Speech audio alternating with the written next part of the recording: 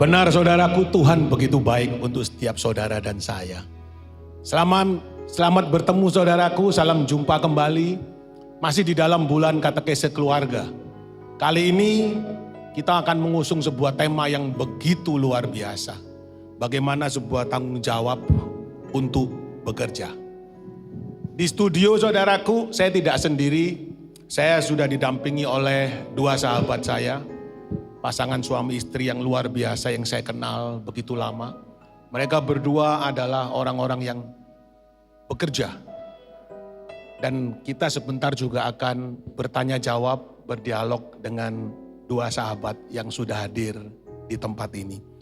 Langsung saja saudara, saya menyapa mereka. Shalom Bro Ronald. Shalom Om Ten. Selamat pagi, apa kabar? Luar biasa. Luar biasa. Sislia, apa kabar? Puji Tuhan. Ya, sehat-sehat semua ya. Amin. Baik, saya tahu bahwa Anda berdua adalah pasangan suami istri yang bekerja.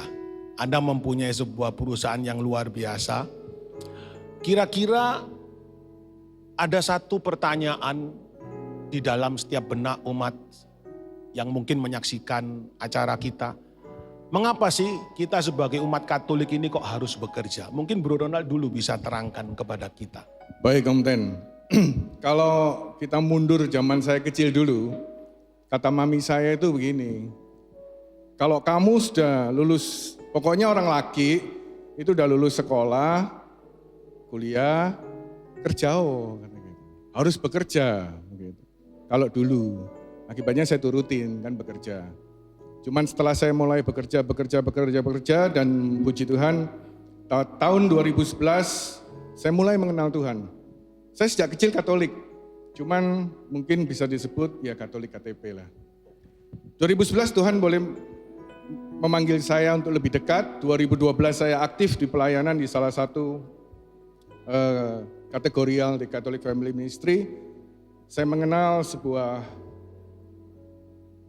hikmat baru bahwa bekerja itu adalah salah satu wadah untuk membawa kemuliaan Tuhan. Wow, jadi kalau saya bisa tangkap, dulu Bro Ronald dididik orang tua, pokoknya kamu laki tugasnya harus cari duit. Betul. Tapi setelah Anda masuk di dalam sebuah komunitas, Anda mulai belajar mengenal kebenaran, paradigma itu berubah. 180 derajat. Jadi kalau sekarang Bro Ronald mengatakan bekerja itu untuk apa? Memuliakan Tuhan. Betul, bekerja ini adalah wadah yang Tuhan berikan buat kita mempraktekkan nilai-nilai kebenaran firman Tuhan. Sungguh luar biasa. Di samping saya harus praktek di rumah, salah satu wadahnya adalah di pekerjaan ini. Di pekerjaan. Jadi sekarang dengan mengetahui apa arti bekerja bagi seorang umat Katolik, paradigma kita juga dirubah. Dulu mungkin kita bekerja cuma hanya tahu untung, menghalalkan semua cara begitu. Setuju, ya. Betul. Tapi sekarang sudah enggak ya? Enggak berani Om. Wow, luar biasa. Enggak berani. Saudaraku, ada sesuatu nilai yang baru pada saat Anda menjadi seorang Katolik beneran atau yang dikatakan Bro Ronald Katolik KTP. Mungkin kalau seorang Katolik KTP, mereka bekerja dulunya cuma hanya cari duit supaya untung. Nggak peduli caranya bener, nggak bener, santap aja, sikat aja. Tapi apa yang disaksikan oleh sahabat kita, Bro Ronald, setelah dia mengenal kebenaran, nilai core value di dalam beliau menjalankan usaha berubah total. Nah mungkin bisa diceritakan Bro Ronald, apa yang sekarang Anda lakukan di saat Anda memimpin sebuah usaha Anda hari ini? Baik. Kalau dulu sebelum benar-benar mengenal Tuhan, visi perusahaan adalah menjadi perusahaan yang terbesar, banyak cabangnya, pokoknya ter secara nilai dunia. Puji Tuhan setelah saya mengenal kebenaran firman Tuhan dan Tuhan boleh bekerja dalam keluarga dan perusahaan kami, core value saya di dalam perusahaan berubah, bahwa perusahaan ini adalah menjadi suatu wadah untuk bagaimana menumbuhkan setiap individu yang hadir di kantor, Tuhan izinkan hadir di kantor untuk semakin berkembang, untuk semakin berubah. Sungguh luar biasa. Jadi artinya sekarang selain Anda menyikapi bahwa bekerja itu adalah sebuah tanggung jawab, tapi ternyata bekerja itu juga untuk memuliakan Allah. Betul. Melalui wadah Betul, usaha itu. betul. Sungguh luar biasa saudaraku. Saya akan ke istri beliau. yang saya juga kenal seorang ibu yang luar biasa dari 3 orang anak ya Sislia ya. Nah, bagaimana waktu Bro Ronald mengubah sebuah paradigma? Tentunya pasti akan ada sebuah perubahan juga di dalam hidup dia. Betul. Nah, dulu mungkin uang ngotot kerja pokoknya cari duit mati-matian supaya beruntung. Mungkin sekarang kalaupun rugi tapi nama Allah ditinggikan tetap diteruskan. Nah, apakah Anda bisa menerima itu? Mungkin lu dulu setorannya sekian kok sekarang jadi mengecil begitu. Kira-kira Sislia bagaimana menyikapi itu? Puji Tuhan Om, sebetulnya dulu waktu kita sama-sama mulai kerja, sama-sama mencari untung, mencari membesarkan perusahaan, mencari membesarkan kantong dengan impian-impian dunianya kita. Sehingga akhirnya justru kita semakin jauh. Kita tidak ada lagi yang namanya keluarga. Fokus kita hanya untuk pekerjaan. Sehingga boleh dikata saya sama Ronald hubungan suami istri itu lebih pada hubungan kerjasama. Karena kebetulan kita dulu satu kantor. Satu kantor. Iya. Jadi sudah tidak ada lah ini suamiku, ini istriku. Jadi hubungannya jadi profesional jadinya. 24 jam kantor. Di rumah maupun di Luar biasa. kerjaan. Jadi setelah Sislia juga mengenal kebenaran, akhirnya juga merubah bahwa ternyata cara kerja yang lama salah. Bahwa tempat bekerja juga untuk memuliakan Allah. Betul. Dengan merekonsiliasi hubungan yang dulu mungkin pernah renggang, pernah berantakan ya. Bahwa ternyata fokus saya bekerja bukan hanya untuk cari uang. Betul. Begitu ya Sislia ya. Nah, saudaraku, mereka berdua saya kenal mempunyai sebuah usaha yang luar biasa saudaraku. Ya. Tetapi saya juga tahu usaha mereka yang mereka jalani hari ini juga boleh dikatakan tanda petik saudara. Karena pandemi, karena COVID-19 ini menghantam usaha mereka. Dan bahkan boleh saya katakan hampir no job. Hampir incomeless. Tidak ada income lagi. Karena perusahaan mereka bergerak di dalam dunia event. Di dalam dunia acara. Ya, saya tahu perusahaan ini dengan baik. Nah, yang saya mau tanyakan ke Bro Ronald selanjutnya. Dengan COVID-19 ini, dengan efek dari pandemi yang menghantam seluruh dunia usaha, termasuk perusahaan Bro Ronald. Apakah ada penyesalan atau apakah ada pertanyaan kepada Tuhan? Tuhan, mengapa kok ini menimpa saya padahal saya ini sudah mati-matian ikut Tuhan. Saya merubah paradigma usaha saya. Dulu saya cuma hanya mencari untung, tapi sekarang saya memuliakan namamu. Tapi ini juga menghantam perusahaan saya. Kira-kira Bro Ronald menyikapi situasi ini bagaimana? Begini Om Ten, di 2012 saat saya saya pernah mengikuti Men's Camp Pria Sejati di 2012 bulan Mei. Sejak saat itu saya berjanji saya menjadi orang yang gak mau mencobai Tuhan. Di 2012 bulan Mei saya berjanji taat sama perintah Tuhan. Maka semua hal-hal yang gak baik di dalam perusahaan itu, contoh, kita dulu alirannya Spanyol, separuh nyolong maksudnya. Separuh mencuri. Separuh mencuri kan begitu. Ya. Apa yang bisa kita colong-colong sedikit kita curi-curi lah. Biasa di dalam bisnis kalau nggak begitu cuannya nggak banyak. Ada untung, nggak ada untung katanya. Okay. Nah, di bulan Mei saya janji sama Tuhan, saya katakan Tuhan, saya mau hidup lurus. Yang Spanyol-Spanyol saya hilangkan semua. Saya dikasih kesempatan melayani Tuhan dan mengenal Tuhan luar biasa melalui pelayanan dari bulan Mei sampai bulan Desember. Di bulan Januari, seketika itu juga Tuhan stop perusahaan saya. 2013 Januari. Wow. Apa? Dulu saya merupakan salah satu agen penjualan sanyo, proyektor. Proyektor ya. Proyektor sanyo. Kita menguasai market Indonesia, boleh Ya. dikatakan. Tiba-tiba sanyo harus, salah satu indikasinya adalah Tuhan boleh berkarya, sanyo harus dibeli Panasonic. Oke. Sehingga yang tadinya kita bisa bermain tunggal, sekarang saya harus kembali menjual salah satu brand itu yang distributornya sudah ada 4. Oh. Nah, nggak hanya itu aja, sedikit demi sedikit divisi-divisi saya yang sudah jalan dihabisin sama Tuhan.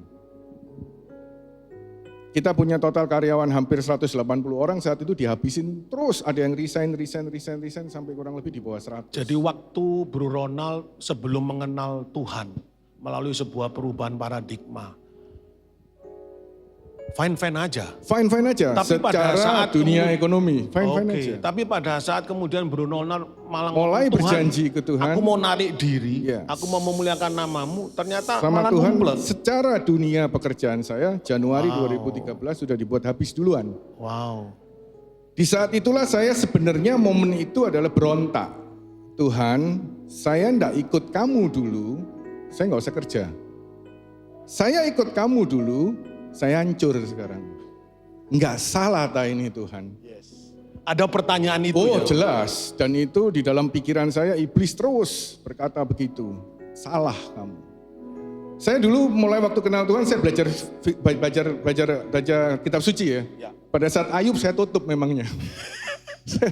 Waduh. Tidak bisa nerima Nggak itu bisa ya. terima. Saya Jangan tutup. jadikan saya seperti Ayub. Stop gitu. dulu, stop dulu.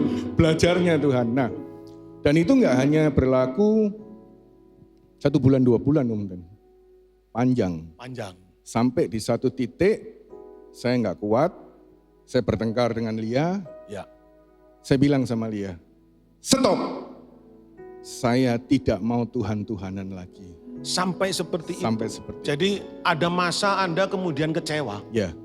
Dan Saya Anda bilang, katakan, wis enggak patek-patekan, enggak Nggak butuh patek-patek. Tuhan. Nggak Tuhan. Saya kembali ke pola lama. Dulu pola lama saya adalah saya peminum, Oke. saya pemabuk, Ya. lobby dan sebagainya. Pakai saya- entertain dunia Wah, lah ya. Entertain dunia.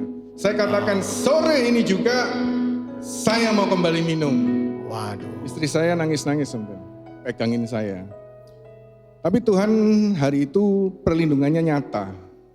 Waktu saya sudah keluar telepon ke asisten rumah tangga saya untuk dibukakan pagar. Sorry, bukan begitu. Jadi begini, asisten rumah tangga saya bertelepon. Ya. Dia berkata begini, ini mobil mau masuk, pagar nggak bisa dibuka. Oh, Pagar rumah saya itu elektronik, Ya. pakai magnet. pakai sistem ya. Iya. Aha. Saya katakan, kenapa nggak bisa dibuka? Matikan semua PLN, cabut semua baterainya, tetap nggak bisa dibuka. Dan saat itulah saya menangis jadi-jadinya, saya tahu bahwa Tuhan masih mau beracara sama saya. Wow. Yes. Saya nangis, saya berlutut sama Lia, saya katakan nggak jadi. Saya tetap mau ikut Tuhan. Waduh. Saudaraku, ini bukan teori saudaraku. Saya kenal beliau sangat dekat. Dan saya tahu apa yang beliau perjuangkan. Ini bukan hanya bercerita dongeng, tapi itulah hidup dia. Pada saat dia terpuruk saudaraku, kami sebagai brother keeper, kami di dalam satu komunitas yang sama, beliau sering bertanya kepada saya. Saya tidak bisa memberi sebuah jawaban. Apa yang harus Bro Ronald lakukan. Cuman saya hanya titip, Ron, kamu mesti ingat satu. Kalau hari ini engkau ada karena Tuhan. Apapun yang kamu punya karena Tuhan. Maka kembali kepada Tuhan. Nah, saya ke Sis Lia. Pada saat Bro Ronald mengalami seperti itu. Mungkin juga saat-saat pandemi ini. Kira-kira apa yang Sis Lia lakukan? Apakah kemudian Anda juga ikut putus asa? Atau kemudian bahkan Anda juga bertanya kepada Tuhan, mengapa harus ini kita alami? Mungkin Sis Lia bisa memberi sedikit cerita. Jadi sebetulnya apa yang membedakan saya dulu dengan sebelum dan sesudah Tuhan kenalkan. Kalau dulu kita sama-sama kerja, sama-sama fokusnya di usaha. Setelah saya kenal Tuhan, Ronald juga berubah. Pada waktu itu saya masih bekerja. Yang berbeda adalah kalau dulu fokus saya di usaha, fokus saya di perusahaan, fokus saya Tuhan ubah menjadi di Ronald. Jadi apapun yang ada di usaha itu kalau ada suatu event atau acara yang kita sama-sama nggak setuju, ya kita berantem. Tetapi sebuah nilai saya pelajari dari camp bahwa apapun yang terjadi, saya harus tunduk sama suami saya. Jadi saya belajar untuk merendahkan hati, menundukkan hati, dan itu hanya bisa kalau saya berlutut, bersungkur, dan angkat tangan minta tolong sama Tuhan. Jadi di setiap apa yang Ronald alami, baik di dalam pandemi ini, saya pun mengalami pergumulan Om. Karena awal-awal juga, Ronald, ayo coba kamu lihat lagi, bantu ikut di perusahaan. Ya. Pada waktu itu saya sudah cukup lama off, sudah tidak bekerja. Ya. Begitu saya masuk, saya langsung berubah. Logika saya mulai bermain, pikiran saya kembali menguasai saya, segala hal saya analisa. Dan saya tidak lagi pakai hati saya pakai kuat-kuat pikiran saya kembali. Sehingga apa yang terjadi, saya takut. Oke. Saya khawatir. Oke. Bagaimana penghujung pandemi ini? Ya. Bagaimana dengan teman-teman keluarga kami di kantor? Nasibnya bagaimana? Ya. Itu semua membuat saya khawatir dan takut dan menangis.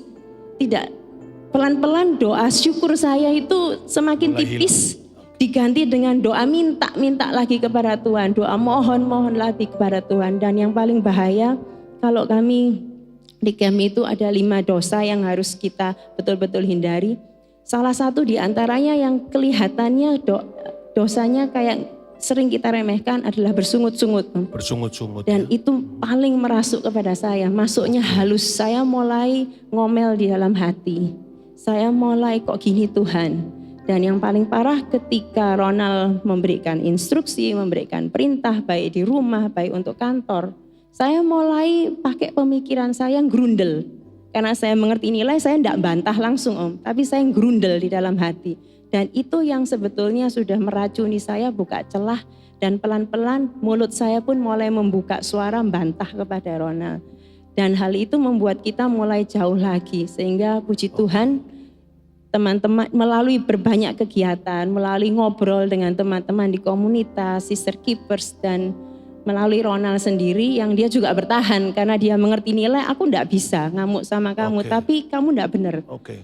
Tuhan izinkan saya ingat kembali bahwa fungsi kamu itu apa. Oke. Ketika saya berdoa, saya minta sama Tuhan, Tuhan cuma ingatkan fungsi saya adalah penolong. Oke. Penolong karena Tuhan katakan tidak baik. Ia seorang sendiri saja, maka diberikannya penolong yang sepadan. Maka saya harus membuat dia menjadi lebih baik. Maka saya mulai lagi dari awal mendengarkan dia. Yang dia datang mungkin sakjane cuma kepingin ngobrol. Tapi saya mulai masukkan kembali paradigma saya, ide-ide saya. Tidak lagi menggunakan telinga dan hati saya untuk mensupport dia. Jadi boleh dikatakan ternyata pandemi ini juga bisa merubah. Yang dulunya kita Betul. sudah bertekad, Tuhan aku mau benar. Iya. Tapi karena situasi yang memang menyesakkan kita semua, mau tidak mau kita juga bisa mulai melenceng. Begini Iya. Om Ten, Ya. kalau pas kena pandemi, jadi kenapa saya mundur dulu? Artinya saya sudah pernah diproses dulu dalam satu kondisi di dalam pekerjaan itu sama Tuhan dinolkan. Ya. Tetapi feedback baliknya pada saat kita punya hati yang merendah, Tuhan benar-benar tata. Pada saat pandemi jalan, karena kita sudah pegang kebenaran firman Tuhan, kenapa engkau khawatir anakku kan gitu. Burung aja nggak menanam, dia pelihara, apalagi kamu, apalagi saya sudah pelayan Tuhan. Beda antara sifat tenang, percaya, dan merendah kepada Tuhan. Saat itu sifat saya hanya tenang saja. Yakinlah pasti Tuhan pelihara. Tapi apakah saya do something? Saya nggak jamin saat itu saya do something. Maret, April, Mei, Juni, Juli, mulailah saya kembali diombang-ombangkan.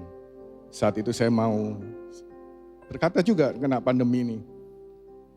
Percuma bikin perusahaan yang dibuat ladangnya Tuhan untuk menimbulkan karakter orang supaya lebih baik. Nyatanya juga begini kok. Sempat kehilangan jati diri. Saya sudah nggak ngantor berapa lama sampai salah seorang teman saya di kantor telepon saya. Bapak ngantor. Ngapain saya ngantor kan gitu. Kan sudah ada kalian semua. Gitu. Kita tetap butuh Bapak. Datang aja. Kita lihat Bapak itu udah tenang. Saat itu saya percaya Tuhan gerakkan dia untuk menegur saya. Akhirnya saya taat. Karena salah satu syarat ikut Tuhan kan taat. Saya belajar dari Yesus kan taat. Waktu saya ngantor, disitulah Tuhan mulai berbicara banyak. Mulai melihat anak-anak bagaimana di kantor berubah. Dan luar biasanya melalui pandemi ini, kita benar-benar mengenal apa itu revolusi industri 4.0. Wow. Disitulah tetap bahwa saya percaya firman bahwa Tuhan turut bekerja dalam segala hal. Yes. Mendatangkan kebaikan bagi mereka yang percaya. Jadi dengan adanya pandemi ini yang mungkin sempat menggoyangkan iman Bro Ronald sama Sislia ya, bahwa kapan ini berakhir. Kami begitu sesak. Tapi pada saat Anda memutuskan bahwa enggak Tuhan, aku tetap percaya. Ternyata Tuhan beri hikmat yang baru. Betul. Ya, yang menjadikan sekarang Anda merubah Betul. perusahaan yang dulunya main ya seperti itu, sekarang malah naik kelas dengan industri 4.0 ya. Ya. Dan Anda kemudian mengubah, membuat sebuah terobosan-terobosan baru. Betul. Untuk mencapai sebuah core value Betul. yang luar biasa. Betul. Wow. Saudaraku, dimanapun saudara berada, tetap ingat saudaraku, bahwa Tuhan tidak pernah tinggalkan sedetik pun hidup saudara dan saya. Apa yang disaksikan oleh dua sahabat kita. Pandemi boleh menghantam setiap kita saudara. Mungkin boleh menghancurkan setiap kita. Tapi pada saat saudara dan saya mengambil sebuah keputusan untuk tetap setia kepada Tuhan, kepada gereja. Anda boleh saksikan sendiri. Ternyata Tuhan memberi hikmat yang luar biasa saudaraku. Tuhan memberi sebuah jalan keluar yang mungkin tidak pernah Bro Ronald dan Sislia pikirkan sebelumnya. Dan akhirnya mereka tetap bisa berkarya, mereka tetap berusaha dan tetap bisa memuliakan di dalam usahanya. Mungkin sebagai penutup Bro Ronald, dengan usaha baru yang Tuhan berikan hikmat kepada Bro Ronald dan Sislia, kira-kira harapan apa dan mungkin bisa pesan kepada teman-teman lain melalui komisi keluarga dimanapun mereka berada. Apa yang harus kita lakukan sebagai umat Katolik yang tetap harus bertanggung jawab untuk bekerja. Silakan Bro. Bukan kebetulan bahwa tema hari ini adalah tanggung jawab dalam bekerja, keluarga yang bertanggung jawab. Saya nggak pernah buat objektif setiap tahun, cuman tahun untuk 2001, Tuhan kayak manggil saya, kamu buat sendiri sekarang, jangan suruh teman-temanmu buat sendiri. Di tengah saya berngobrol sama Lia, mulai Senin, Selasa, Rabu, sampai malam, sampai pagi. Apa sih sebenarnya kata kunci yang harus kita lakukan untuk nextnya adalah ternyata satu, menumbuhkan orang-orang yang bertanggung jawab. Jadi komitmen saya, sharing saya buat para teman-teman semua adalah, ayo kita jadi individu yang bertanggung jawab atas diri kita sendiri, bertanggung jawab atas keluarga kita, bertanggung jawab atas ladang pekerjaan yang boleh Tuhan sediakan agar nama Tuhan boleh dimuliakan melalui semua tindakan. Wow, sungguh luar biasa saudaraku. Saudara lihat, ada sebuah komitmen yang dahsyat. Dan saya juga berharap pandemi boleh ada, COVID boleh ada. Tapi semangat untuk memuliakan Tuhan. Jangan pernah tinggalkan hidup kita semua. Baik saudara, sebentar kita akan break, kita akan mendengarkan suara emas dari adik kita tercinta Vanessa. Dan setelah itu kita akan kedatangan seorang tamu yang luar biasa, yang kami semua cintai di Keuskupan Surabaya. Silakan Vanessa.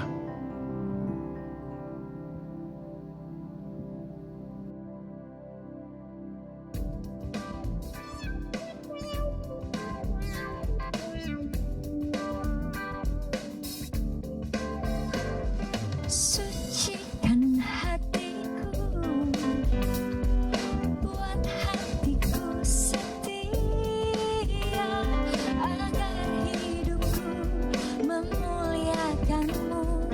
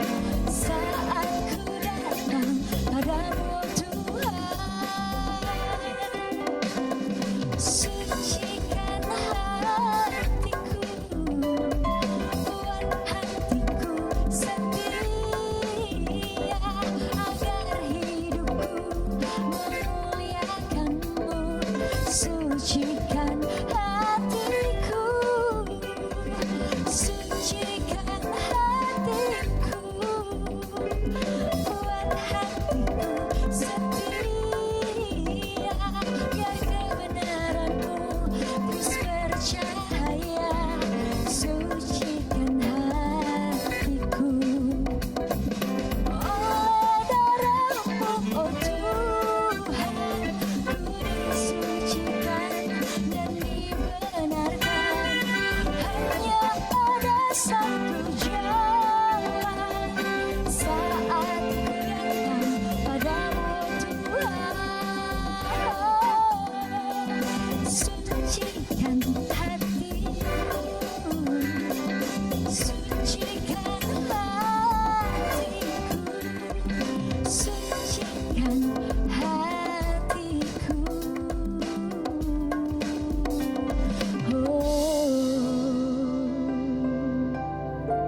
Baik, saudaraku terkasih, jumpa lagi. Dan di studio saudaraku, seperti yang saya katakan tadi, kita kedatangan seorang tamu yang luar biasa. Yang oleh umat Katolik di Surabaya sangat dicintai. Siapa lagi kalau bukan Bapak Uskup kami, Monsinyur Vincentius Sutikno. Shalom, selamat pagi. Shalom, selamat pagi. Monsinyur. Wah, ini luar biasa kalau Bapak Uskup bisa hadir di tempat ini, karena kita tahu bahwa Desember adalah bulan katekese keluarga ya, Monsinyur. Dan kita mendapat tugas untuk juga membawakan satu tema di dalam satu bulan katekese, yaitu tanggung jawab untuk bekerja. Monsinyur, tadi kita telah mendengar bagaimana Bro Ronald dan Sis Lia menceritakan kehidupan mereka di dalam bekerja, bertanggung jawab untuk bekerja. Nah, yang saya mau tanyakan Monsinyur, sebenarnya apa toh yang diajarkan oleh Tuhan melalui gerejanya kepada kami umat Katolik mengenai sebuah tanggung jawab untuk bekerja? Mungkin Monsinyur bisa memberi tips kepada kami. Ya, tanggung jawab untuk bekerja itu bersumber dari kesadaran bahwa kita ini diberi hidup. Ya, diberi hidup, bukan hanya sekedar hidup, tetapi hidup yang harus dipertanggungjawabkan. Dengan bekerja, kita memang memakai kata tanggung jawab, itu kayak terjemahannya kok nggak pas. Karena siapa yang menanggung, siapa yang menjawab, itu kan repot. Tapi kalau kita kembali ke kata yang aslinya itu responsibility. Ya. Itu merupakan kepanjangan dari cinta. Kita hidup karena cinta. Cinta Tuhan jelas yang membuat kita hidup. Dan kalau kita sungguh mencintai, itu wujudnya adalah tanggung jawab. Respons. Jadi, bagaimana hidup? Memberi tanggapan gitu ya, Monsinyur. Harus dipertanggungjawabkan, direspons. Direspons, ya. Mosok urip kok turu tok ae. Enggak. Ya harus bekerja, istirahat, Ya. tidur ya, betul-betul tidur ya itu yang Jadi kalau menurut Monsinyur bahwa ternyata bekerja itu bukan sesuatu yang perlu dipertanyakan, tetapi dilakukan karena itu merupakan wujud cinta iya. kepada Tuhan Iya. untuk menghargai hidup ini. Iya. Begitu ya Monsinyur? Iya. Jadi tidak ada alasan bagi sebuah keluarga Katolik atau orang Katolik mengatakan bahwa wah ya lebih baik saya jadi Romo aja kan enggak kerja. Wah, Nah, Romo kan enggak kerja. ngece, lu gak kerja ya. Bekerja ya. Nah, Ini pandangan yang berat sebelah. Nah, Romo ya bagian doa. loh, makanya kan ada yang dikatakan seperti itu Nah, Monsinyur. persoalannya sering kali Aha. doa dan kerja itu dipertentangkan. Dipisahkan, Iya. betul. Nah seharusnya bagaimana Monsinyur? Itu menyatu. Kadang-kadang doa ya kadang kerja itu menjadi satu. Tidak bisa dipertentangkan. Ya, Kitab Kejadian mengatakan toh, ya, itu mengenai bagaimana kita hidup itu diberi Tuhan mencipta itu. ya, Kamu kerja, penuhilah, ya, berlipat gandalah, ya. betul. Iya, berlipat gandalah. Ya. supaya penuhilah bumi, kuasai bumi kuasai. ini. Ya. Dengan peluh, ya, dengan keringat dan air mata kalau perlu. Ya. Jadi berarti tidak bisa kita omong bahwa kaum awam itu kaum pekerja, kaum biarawan, kaum pendoa. Tidak bisa ya. Nah, Monsinyur, itu ya. kurang ajar ya. Maka saudaraku sekali lagi ingat kata-kata Bapak Uskup ya. Jangan dikira saya tidak bekerja loh, ya bekerja. Makanya itu saudaraku Ya, bahwa sering kita mempunyai kesalahan paradigma seperti itu Monsinyur. ya, Bahwa enak para romo, para frater kerjanya cuma doa. doa. Ya toh? Kita yang orang awam berpeluh keringat, padahal kan bukan seperti itu. Ya, Artinya kita kembali ke dasar pengertian yang benar yang dikatakan Monsinyur tadi bahwa arti kata tanggung jawab itu adalah responsible, merespon sebuah kasih Karena Tuhan cinta, karena ya. cinta. Ya, kalau tidak ada cinta, wis mulia wae wis. ya, betul. Tidak usah apa-apa. Ya. Jadi yang Ini Tuhan dan sumber- gereja ajarkan kepada kami umat Katolik bahwa kita tidak bisa lari dari tanggung jawab itu ya, Iya. Monsinyur. Karena sebagai respon atas sebuah cinta Tuhan Ya. di dalam hidup kita. Cinta untuk menghargai hidup ya. Ya. Bagaimana saya hidup ya tidak bisa hanya nganggur-nganggur, tengah-tengah. Ya. Harus ada sesuatu.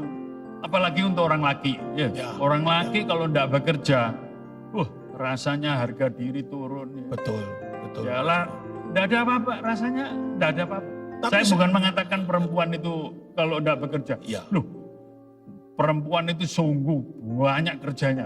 ya, Ini dalam masa pandemi ini. ya, Lihat bagaimana perempuan itu, siapa yang membersihkan rumah? ya. Pekerjaan tangan itu semua perempuan. Bayangkan itu. Kalau ini sekarang sungguh dengan pandemi ini sungguh menghargai. Oh, yang bekerja itu orang yang bisnis, Ya. yang hebat kerja kantoran. Ya, Tapi justru sekarang dilihatkan, lihat pekerjaan tangan, tidak bersih, kelihatan kebersihan. ya, Ya. ya. Ini itu perempuan itu. Ya, Yang dihargai itu adalah pekerjaan, yang buat perusahaan, bisnis. Enggak. Itu salah kaprah. Pekerjaan adalah suatu wujud tanggung jawab. Bagaimana saya karena mencintai, saya buat sesuatu Ya. untuk kesejahteraan. Paling Ya. tidak kesejahteraan fisik, ya, saya cukupi keluarga. Sebagai bapak keluarga, ya, ya berusaha apapun juga. ya, Nah, seringkali ya ini yang parah yaitu dalam bisnis. Ya. Seringkali hanya dilihat pekerjaan itu karena bisnis. ya, Busy ya, Busy. sibuk terus ya. ya, betul. Nah, itu bukan salah satu pekerjaan. Ya. Itu Ya. bukan pekerjaan Semuanya semua ya, ini. itu salah satu Salah satu pekerjaan. saja, iya. Jadi artinya Monsinyur boleh katakan bahwa siapapun yang mengambil bagian terkecil dalam Ya. hidup ini sebagai respon atau sebagai tanggung jawab atas cinta Tuhan. Jadi tadi Monsinyur memberi perumpamaan atau analogi seorang istri, seorang ibu di rumah dia mengasuh anak-anak. Seringkali ibu rumah tangga bilang, Bu, ibu guru ya? Enggak, saya ini ibu rumah tangga biasa saja. Langsung diremehkan Iya, ya Monsinyur. banyak itu sebenarnya. Kalau betul-betul kita harus menghargai, betul pekerjaan yang kecil-kecil itu yang justru Ya, sangat menunjukkan bahwa ini adalah keluar dari rasa cinta seorang perempuan sebagai ibu. ya, Nah, kalau bisnis itu seringkali salah kaprahnya karena dipicu oleh sukses. Ya. Sukses untuk menang. betul, Wah. betul Monsinyur. Dan untuk mau menjamin hidup ini sudah akan untuk 7 turunan atau bagaimana. Jadi celengannya Masa nggak enggak habis. ingat itu kalau soal kebutuhan hidup. Betul, Tuhan Yesus dalam Matius bab 6 mengatakan, betul. Tuhan sudah ya mencukupkan. jangan khawatir akan Iya, hidupmu. betul. Waduh, loh, Betul. Tuhan Yesus tidak berkata, jangan sekali-kali khawatir. Enggak, jangan khawatir. Khawatir. Burung pipit aja tidak menabur dan menuai. Ya, Dia dipelihara. dipelihara. Betul. Bunga bakung saja Ya. tidak repot-repot. Tapi pakaiannya Salomo aja kalah. Kalah Kalau indah. dibilang. Nah itu. Maka itu jangan khawatir. Jangan terlalu kalau saya. Jangan Ya. terlalu, waduh bagaimana Pak? Sekarang dengan pandemi ini. Ayo. Ya, Yang penting apa? Kita bisa makan, ya, Betul. bisa minum, Betul. dan sehat. Sehat. Betul, Monsinyur. Mungkin sebelum pandemi itu, aduh, wah, ya ini hidup yang tidak teratur. Wah, makan, wisata itu sekarang macam-macam. Tapi ada wisata yang paling berbahaya itu wisata kuliner. Itu aduh, termasuk saya. Ya. Tapi sudah Itu kan berobat ya Monsinyur. wisata geragas, Wisata geragas. nyobai apa saja ya. Ya, betul. Bukan hanya babi, memang babi itu yang paling enak. Itu. Tapi terenggiling paling disikat. Terenggiling disikat. Nah, itu kan enggak benar. Iya. Nah, jangan terlalu. Ya. Kamu sekarang dengan pandemi ini akan Ya. tahu ke ya basic needs-nya manusia itu Ya, betul. sebenarnya. Maka pesan saya, Ya. ya pertama ini latihan apa kita dipojokkan atau disudutkan untuk hidup sederhana. Betul. Ayo, Ya. sekarang ini pariwisata sudah hancur. Ya. Hancur, betul. Sekarang ayo ya. Saya pesan kepada mereka yang saya berkati perkawinannya, jangan menunda-nunda kehamilan. Ya. Ayo kon, dulu tuh enggak. Menunda. Hamil, enggak mau punya anak dulu. Mau Ya. mengumpulkan uang dulu. Ya. Untuk keliling dunia. Edan, gendeng.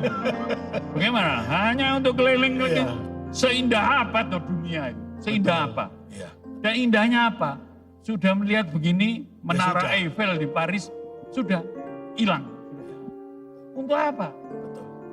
Nah itu yang hidup sederhana. Tahu mana yang butuh. Nah, pentingkan untuk hidup keluarga. Yes. Anak-anak juga harus dididik. Sekarang tahu bagaimana anak tidak akan menuntut. Tapi, oh ya, Bapak Ibu sekarang dalam kesulitan. Ya bagaimana? Ya tahu hidup sederhana secukupnya, sebisanya. Pendidikan ya tetap, ya itu. Baik saudaraku, jadi kembali Monsinyur mengingatkan kepada setiap saudara dan saya. Bahwa sekali lagi, kenapa kita harus tetap berkarya, bekerja. Karena itu sebagai respon atas cinta kasih Tuhan. Anda diberi hidup. Tuhan tidak menginginkan Anda hidup ya cuman begitu aja. Bahkan tadi Monsinyur menjelaskan bahwa kita harus berbuah. Melipat gandakan apa yang Tuhan Iya. telah titipkan di dalam Nah ini, saudara dan saya. saya tambahin ya. Di samping sederhana, tapi kalau berusaha kreatif. Ini kreatif. Seringkali orang mengatakan, oh saya untuk berusaha harus punya modal. Ya. Ya. Kapital. Kapital. Ya. Ingat, kalau kita kembali ke istilah aslinya, kapital itu adalah dari kaput bahasa Latin. Itu adalah Otak. kepala. Oke. Iya. Ya. Jadi inilah yang sebetulnya kalau modal utama itu, Ya. ya ini kepala otak. Iya. Kalau bisa pinjam duit, oh kredit toh. Itu kredit itu artinya kamu dipercaya. Percaya. Tapi jangan ngemplang. Nah itu Siap. kalau kamu bisa melipat gandakan Ya. dengan kaput, dengan kepalamu, Ya. ya, yang Oke. bukan hanya modal. Seringkali kapital itu duit. Duit. Betul. Nggak, jangan mengukur tadi Ronald Macam Lia lain, mengatakan, loh, ya bisnis memang harus ya bisa jatuh, bisa hancur, bisa bangkrut, bisa. Betul. Tapi ingat, kita masih diberi kemampuan otak untuk berpikir bagaimana. Nah, jangan nganggur, tengah-tengok aja. Ya. Saya uskup, ya saya juga mengalami bagaimana gereja kolekte, Jadi karena pandemi Apalagi kolektornya begini Monsinyur. apalagi umat Katolik ini, ya ndak medit. Ndak ndak. medit. Tapi umat Katolik kan ndak ada perpuluhan. Perpuluhan. Ndak, tapi ya praktis dari bulan Maret sampai sekarang ini Ya. kolekte ndak ada. Ya sedikit-sedikit lah ya. Ya. Ya. Nah, jadi ya bagaimana? Ya. Ya sabar Betul, itu, sabar. Tetap ya. Ternyata itu juga berpengaruh ya Loh, Monsinyur, berpengaruh. di dalam kehidupan gereja itu Iya. sendiri ya. Nah, bagaimana terus Monsinyur menyikapi situasi seperti itu? Ya sabar, tetap dalam rangka ini pandemi ini satu pesan saya. Count your blessings. Mantap, In life. mantap. Maksudnya bahasa Inggris segala. Gitu. Count your blessings in life. Mantap. Itu. Jadi katakanlah bersyukurlah itu loh. Bersyukur Jangan selalu, bersungut-sungut itu. Betul, betul, Bersungut-sungut itu akan menghabiskan energi. betul. Tidak membuat otak itu menjadi kreatif. Lalu Betul, mengeluh, betul. tak tapuk bisa ngomong. Ngomel terus saya. Iya. Cari kemungkinan. Yes. Kita diberi otak kok. Yes. Di kepala untuk bagaimana? Ya. Yes. Kalau kepepet-pet, ya sudah. Ya. Tuhan Yesus bersabda, bab Matius bab 6 ayat 6 itu seringkali saya Yes. pakai untuk menguatkan orang. Tuhan itu adalah penyelenggara ilahi. Tuh, dia sangat baik tadi itu siapa? Vanessa itu nyanyi Vanessa, ya. sungguh baik. Sungguh baik. Iya, nek baik ya opo. Ya, Tapi betul baik. Dia memberi kemampuan paling tidak ayo. ya. Kalau kamu kepepet, gak bisa makan, ya minta. Ya minta kepada Tuhan, ya mungkin Tuhan tidak akan jawab. Ya, tidak ada jawaban.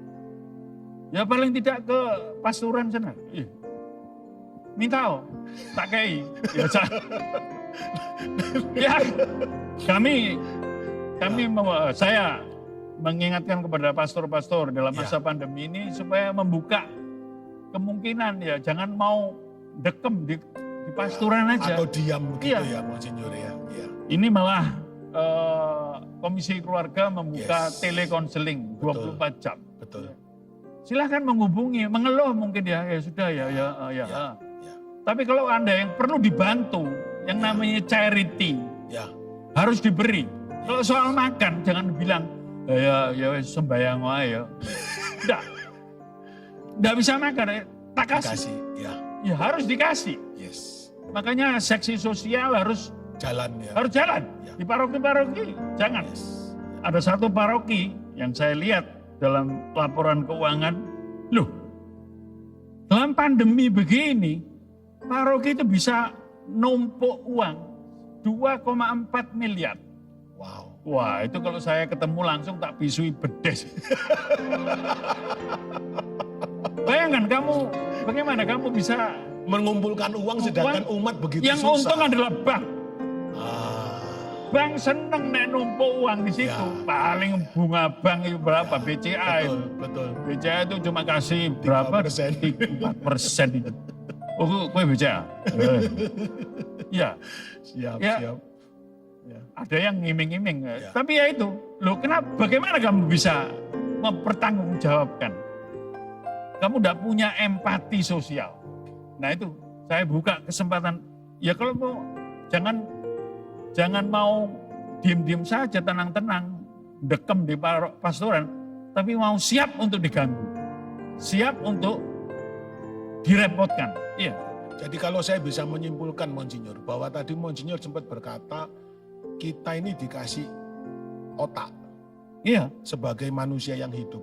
Jadi ada sebuah kenyataan bahwa manusia itu dikatakan makhluk ciptaan Tuhan yang paling pintar beradaptasi. Tuh. Ya. Jadi kalau begini saudaraku, kalau sekarang hari ini Anda mengalami sebuah situasi yang begitu menyesakkan, apa yang dikatakan Bapak Uskup tadi, ingat saudaraku, Anda pasti akan bisa keluar dari masalah itu Ya. selama Anda tetap berusaha, kan begitu Mon. Tapi Anda kalau sudah menyerah, ya sudah, Ya. habis kan begitu. Nah, selanjutnya tadi Bapak Uskup juga menceritakan selaku Uskup, Monsinyur telah memerintahkan kepada seluruh pastor paroki untuk tidak diam, Tidak dia. tapi bergerak untuk melihat secara nyata bahwa umat ini butuh apa kan begitu. Iya. Tapi itu sudah terjadi. Wah, terjadi. Atau cuma teori. Lo lihat paroki-paroki itu mau buat bakti sosial. Waduh. Banyak yang bingkisan-bingkisan beras, minyak, wah sembarang. Melalui PSE itu Monsinyur. Melalui PSE. Oke. Oh enggak, paroki-paroki. Oh paroki. Paroki-paroki. Oke. Malah ada yang memberi makan pagi untuk mereka Dan yang itu jalan ya Monsinyur? jalan. Oke. Ya, terus. Nah dikaitkan dengan sebuah tanggung jawab. Dan ini Untuk- paroki-paroki saya ya terpaksa subsidi. Ya. Subsidi. Subsidi. Untunglah ya Uskupan Surabaya ini duitnya punya akeh. enggak. Loh ya pikirannya mesti duwe. Enggak. Banyak orang. Banyak umat yang mau berempati, Iya. yang mau mengambil bagian. Itu keuskupan yang- Surabaya. Oke. Umatnya murah hati. Wah, luar biasa. Karena Bayang- monsinyornya murah hati. Saya Oh, tahu iya, Bapak jelas. Uskup murah Iya. hati. Kita tuh sebagai jembatan saja lah ya. Oke. Ya apalagi saya tidak menikah dan tidak punya anak. Semua ya lewat saja. Ya. Lewat saja. Jadi betul. tinggal bagaimana kita punya empati sosial, tidak terlalu khawatir akan hidup, lalu terus, waduh, bagaimana saya? Bagaimana diem saya? dia maunya, Lalu ya. terus Ya. menjadi egosentris. Oke. Nah itu. Dan itu kalau dikaitkan dengan tanggung jawab untuk bekerja, apa yang Bapak Uskup lakukan, apakah itu kemudian tidak memanjakan umat untuk kemudian tidak bertanggung jawab atas hidupnya lagi? Nah, bagaimana kita membedakan itu? Atau mungkin gereja atau paroki harusnya menciptakan sebuah lapangan atau kesempatan kerja bagi umat, bukan hanya cuma kasih makan. Nah kira-kira menurut Bapak Uskup gimana? Ya ada usaha-usaha yang kita lihat, PSE umpamanya, ya, Atau ada, menciptakan UMKM baru, ya itu dilakukan? ada gitu? satu sudah saya malah sendiri. Oke. Mau melihat bagaimana, oh ini ada bapak yang punya katakanlah bisa menyewa satu kayak danau kecil lah. Ya, terus bikin kolam Ikan, pancing. iya ikan. Oke. Ya kita pasok aja. Bagaimana itu nanti bisa memanfaatkan ikan-ikan. Saya beri ide. Gitu. Ya. Ya ini ya paling tidak ya pikiran dicerahkan. Bagaimana kamu hanya cuma ngenteni tukang orang yang mancing? Enggak. Betul.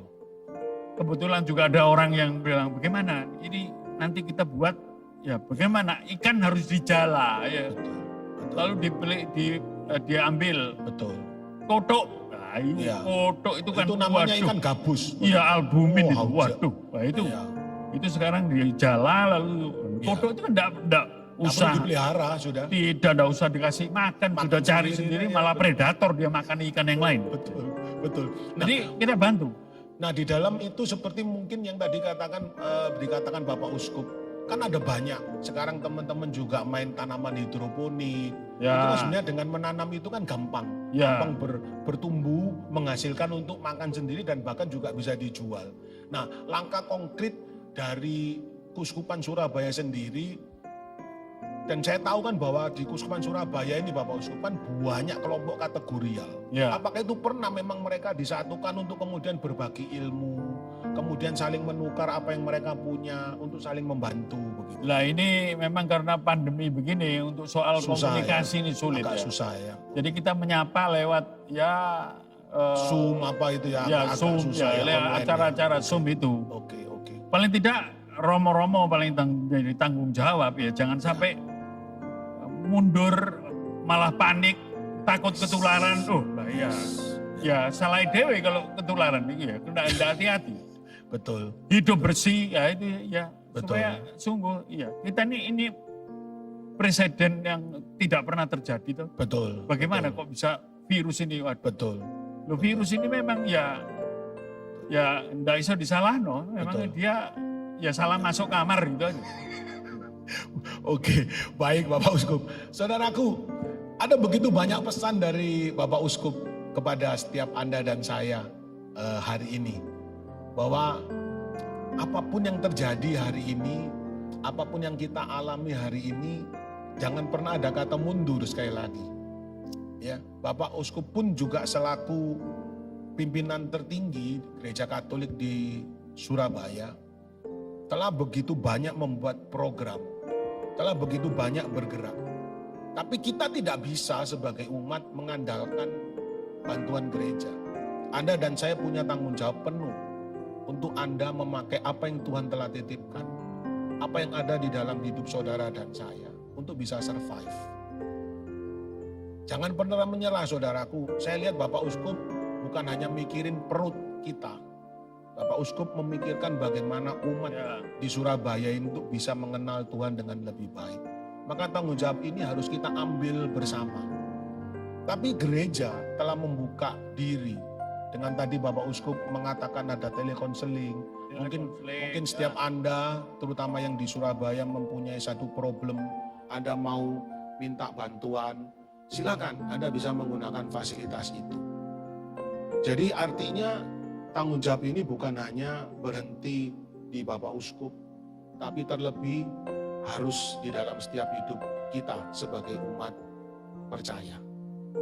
Dan Jangan nganggur. Jangan nganggur, ya, nganggur. Pak Uskup. Ya, nganggur dengan tengok.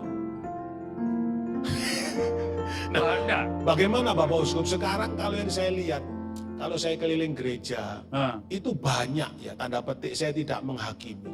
Tapi banyak kemudian umat itu malah memanfaatkan niat baiknya gereja. Akhirnya mereka itu gandol terus ke gereja.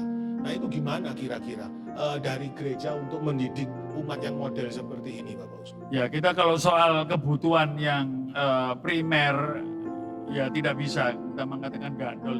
Jadi memang itu harus Katakanlah diberi ya, ya. satu keluarga bisa di paroki-paroki sekarang ya banyak umat yang ya mau ke paroki sulit, Ya. romonya menutup semua ya pastoran.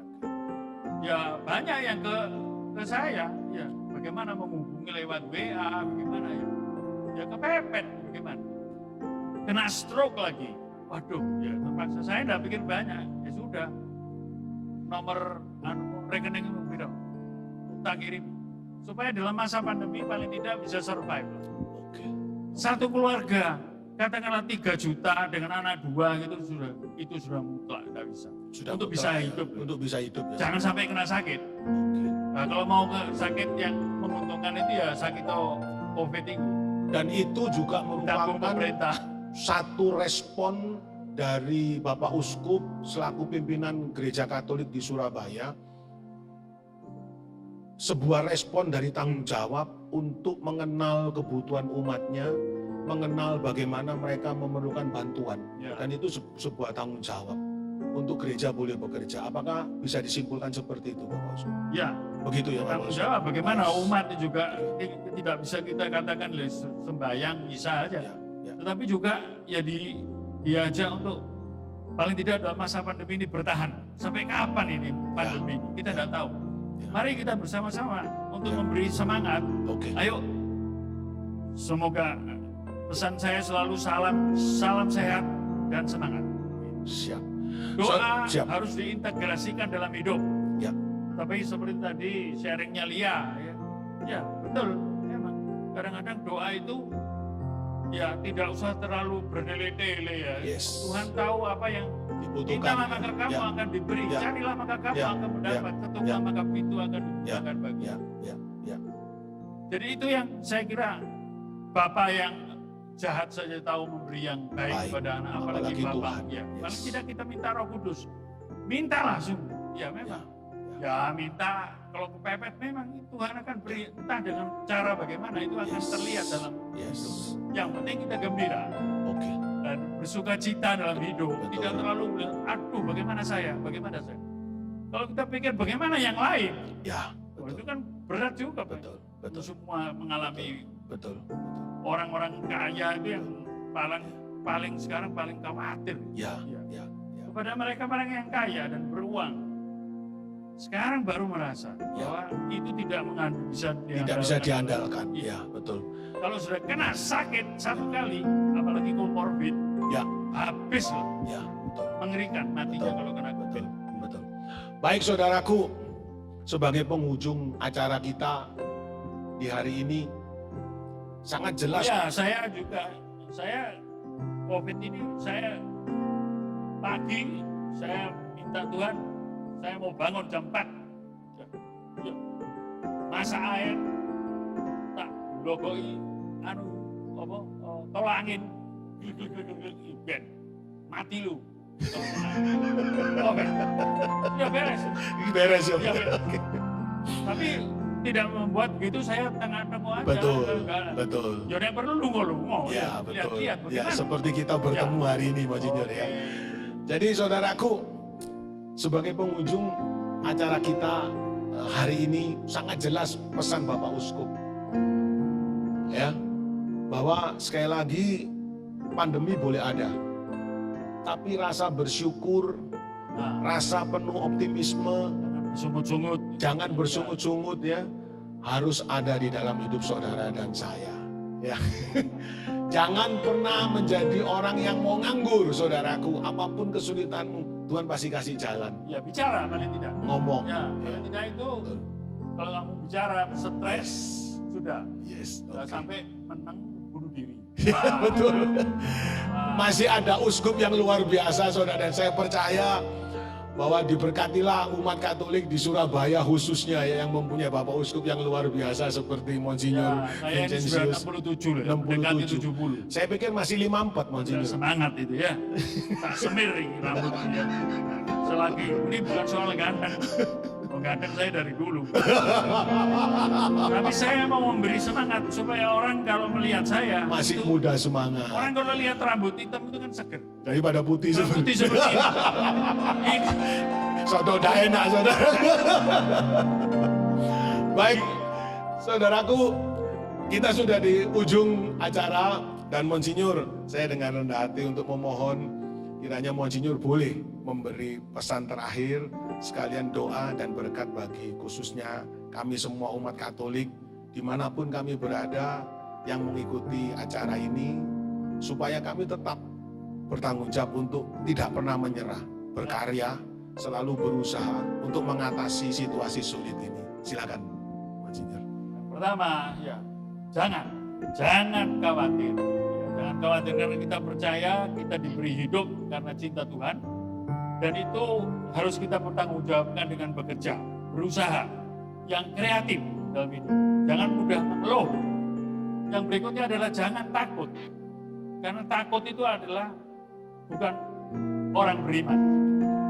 Karena dia percaya sama ya semua kekuatan yang membuat dia ya menjadi kecil. Lihat Tuhan Yesus, Tuhan kebangkitan kita. Selalu menampakkan diri, selalu salamnya damai sejahtera bagimu, jangan takut. Nah, kalau kita sungguh berani berbuat, mengisi hidup kita, terutama di masa pandemi ini, untuk berusaha. Kalau perlu, ya kamu buat sesuatu yang bisa berarti bagi saya, ya karena pandemi ini, tapi juga berkali-kali juga sebelumnya. Tapi saya sekarang membersihkan toilet saya sendiri, saya buat supaya ada semangat. Bagaimana pagi hanya tengah-tengah saja? Tidak. Kalau perlu pekerjaan apa saja yang sederhana, tapi semua lakukan dengan cinta. Mantap. Karena itu yang akan membuat kita bertahan Merasa dalam hidup. masa pandemi. Ya, merasa hidup ya. Ya. Ya. Kalau tidak itu hanya menjadi suatu ungkapan, wah hebat, Ya. sukses, I survive this pandemic. Udah. Udah. Terus jalan. Biar nanti ada pandemi tahap second wave atau Ya. third wave atau fourth wave, terserah. Ya. Tetap lalu. Yang berikutnya, sekarang sungguh menghargai bagaimana kesatuan dengan keluarga, ya. Nah itu, Lia dan Ronald tadi cerita bagaimana. Yes.